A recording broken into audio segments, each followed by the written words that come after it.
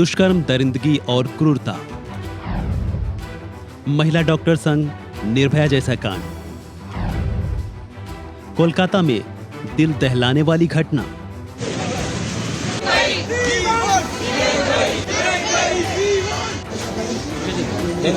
आपकी स्क्रीन पर दिख रही ये तस्वीरें और नारेबाजी है बंगाल के कोलकाता के आरजीकर अस्पताल से जुड़ी एक बहुत ही जघन्य घटना को लेकर। कोलकाता में एक महिला पोस्ट ग्रेजुएट ट्रेनी डॉक्टर के कथित यौन उत्पीड़न और जान लेने के मामले को लेकर बवाल मचा है। रेजिडेंट डॉक्टर मामले को लेकर सड़कों पर उतर आए हैं, तो दूसरी ओर घटना को लेकर बीजेपी ममता सरकार पर हमलावर है। इस बीच टीएमसी सांसद अभिषेक बनर्जी ने मामले को लेकर तीखा बयान दिया है। अभिषेक बनर्जी ने खुला बयान देते हुए कहा कि ऐसे दरिंदों का सीधे एनकाउंटर कर दिया जाना चाहिए। यह घटना बेहद जघन्य है। राज्य सरकार इस मामले को गंभीरता से ले रही है। दुष्कर्मी की कोई पहचान नहीं होती है, चाहे वह पुलिस वाला हो, मजदूर हो या कुछ और। इसके साथ ही बनर्जी ने यौन शोषण और उससे जुड़े आरोपियों पर तेज गति से मुकदमे की कार्रवाई करने और 1 सप्ताह के भीतर सजा सुनाने को लेकर संसद में एक विधेयक पेश करने का भी आह्वान किया है। वहीं इस मामले पर राज्य की सीएम ममता बनर्जी ने सीबीआई जांच की मांग की वकालत की है। साथ ही उन्होंने कहा कि यह मेरे लिए व्यक्तिगत क्षति जैसा है। रेजिडेंट डॉक्टरों का गुस्सा और मांग जायज है। मैं इसका समर्थन करती हूं। मैंने इस मामले को फास्ट ट्रैक कोर्ट में ले जाने का निर्देश दिया है। वहीं इस मामले को लेकर बीजेपी नेताओं का क्या कुछ कहना है, सुनिए। देखिए, बहुत ही शर्मनाक और भयानक घटना घटी है। ये दिल्ली की निर्भया कांड की रिपीटेशन है। जिस तरीके की घटना हम देख रहे हैं, ये दर्शाता है कि पश्चिम बंगाल में लॉ एंड ऑर्डर सही नहीं है। Specially it is not at all safe for the women. जो बताया जाता है कि रिकॉर्ड को दिल्ली नहीं भेज के, एनसीआरबी में डेटा नहीं भेज के प्रूफ करने की कोशिश होता है कि कलकत्ता बहुत सेफ है।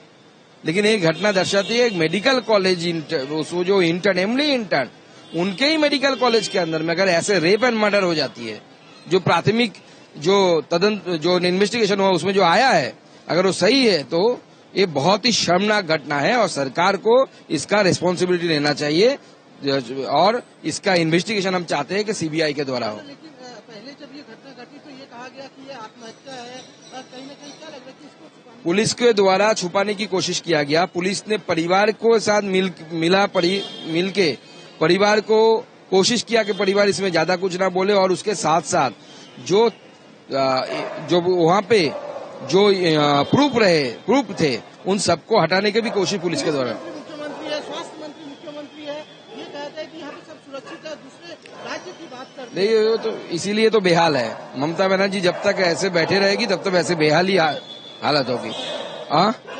नहीं, वो तो रेजिग्नेशन देंगे नहीं। उनसे मांगने का मतलब अपने सम्मान को ठेस पहुंचाना है। वो इतना है कि इतना चेयर का मोह उनको ऐसा आ गया है, वो रेजिग्नेशन नहीं देगी।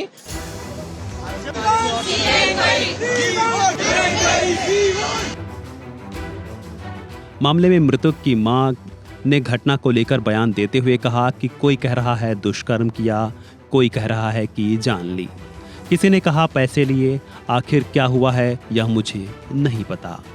मैं कुछ नहीं कह सकती, मुझे कुछ भी नहीं पता है। वहीं मामले में गिरफ्तार आरोपी को 14 दिन की पुलिस हिरासत में भेज दिया गया है। आरोपी संजय हॉस्पिटल में पुलिस की मदद के लिए एक सिविक वॉलंटियर के तौर पर काम करता था।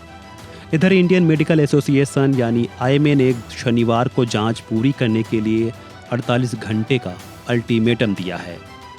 एसोसिएशन ने चेतावनी दी है कि अगर इस बीच अपराधियों की गिरफ्तारी नहीं की गई तो देशव्यापी विरोध प्रदर्शन किया जाएगा। आरजीकर मेडिकल कॉलेज एवं हॉस्पिटल में हुई इस घटना पर एफएआईएमए डॉक्टर्स एसोसिएशन अध्यक्ष डॉक्टर रोहन कृष्णन का क्या कुछ कहना है और उनकी क्या मांगे हैं, सुनिए। उनको बतौर कंपनसेशन 1 करोड़ रुपए देने चाहिए। देखिए, ये बहुत ही दुखद है और संवेदनशील मामला है। इसमें फार्मा डॉक्टर्स एसोसिएशन की 3 मांगे हैं। सबसे पहली मांग ये है कि इस पूरे जो मामला है, जो वाकया है, उसकी एक सीबीआई इंक्वायरी हो। ये जो डॉक्टर थी वो वहाँ पे पोस्ट ग्रेजुएशन कर रही थी, चेस्ट मेडिसिन विभाग में थी ऑन ड्यूटी थी उस समय जिस समय उनके साथ ये दुखद घटना घटी है। और एक ड्यूटी डॉक्टर के साथ ऐसा होना ये पहली बार हमने सुना है। और इसमें ऐसा लगता है कि कहीं ना कहीं अस्पताल प्रशासन की लैप्सेस हैं जिसके वजह से ऐसा हुआ है। और हमें स्टेट गवर्नमेंट पर इस पूरे मामले को लेकर के बिल्कुल भी भरोसा नहीं है, क्योंकि जो इंटरनल खबरें आई हैं उनमें ये बातें आ रही हैं कि वो उन्हीं के पार्टी के कुछ एसोसिएटेड लोग हैं जो अक्यूज्ड हैं। तो इसलिए सबसे पहला डिमांड है कि सीबीआई इंक्वायरी होनी चाहिए। दूसरी डिमांड ये है कि जो मृतक के माता पिता हैं, उनके परिवार हैं, उनको बतौर कंपनसेशन 1 करोड़ रुपए देने चाहिए। ये ऑन ड्यूटी सर्विस डॉक्टर्स जो कि एक गवर्नमेंट सर्विस प्रदान कर रहा था उसके साथ ये दुखद घटना हुई है। और ऐसे में चाहे कोविड का समय हो तब दिल्ली सरकार ने भी दिया था, और ऐसे में एक स्टेट गवर्नमेंट का, खास करके ऐसा स्टेट जहाँ पे एक महिला मुख्यमंत्री हैं, उनके कुछ दायित्व होती हैं और उस दायित्व को, उस चेतना को हम जगाना चाहते हैं। और हमारा ये मांग है कि उनको तुरंत 1 करोड़ रुपए का अनुदान सरकार की तरफ से मिलना चाहिए। तीसरा मामला हमारा ये है कि जो वहाँ पर प्रिंसिपल हैं, जो वहाँ पर मेडिकल सुपरिटेंडेंट हैं, उनको तुरंत सस्पेंड किया जाए, क्योंकि जो वो लोग हैं जिनका इस पूरे मामले में लापरवाही और कोताही देखी गई है, यदि उनकी लापरवाही नहीं होती तो 36 घंटे यदि आप किसी महिला डॉक्टर को ड्यूटी पे लगा रहे हो तो वो कहाँ रहेगी, उसका कहाँ पर सोने का व्यवस्था होगा, अगर वो 15 मिनट के लिए भी आराम करने जाए तो कहाँ जाएगी, वॉशरूम हो तो कहाँ हो, इन सभी चीज़ों का कोई भी व्यवस्था वहाँ पर नहीं की गई थी। वहाँ पर इन सारे जो लापरवाही बरती गई है और जो सुरक्षा व्यवस्था में जो कमी पाई गई कि कुछ गुंडे 2 बजे रात में आपके अस्पताल के अंदर घुस करके आपके डॉक्टर की बलात्कार और हत्या जैसे गंभीर क्राइम को कर जाते हैं, तो वैसे अस्पताल में क्या इलाज होती होगी और कितनी लापरवाही होती होगी, ये एक उसका निशान है, नमूना है।